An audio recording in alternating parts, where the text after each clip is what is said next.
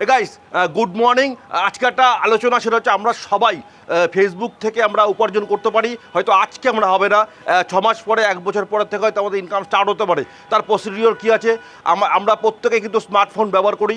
আমরা প্রত্যেকেই যদি একটা ফেসবুক প্রোফাইল বা ফেসবুক বিজনেস পেজ আমরা যদি ক্রিয়েট করতে পারি এবং প্রতিনিয়ত যদি প্রত্যেক দিন আমরা যদি 10 থেকে 15 মিনিট সময় অতিবাহিত করে একদম পার্ট টাইমে আমরা যদি একটা করে রিলস যদি আমরা আপডেট করতে পারি, অবশ্যই মাথা রাখবেন যারা এডুকেশন নিয়ে রিলস করছে তারা শুধু এডুকেশন নিয়েই করবেন, যারা রান্নার কাজ রান্না দেখাচ্ছে তারা শুধু রান্নারই দেখাবেন, যারা এন্টারটেনমেন্ট করছে তারা শুধু এন্টারটেনমেন্টই করবেন।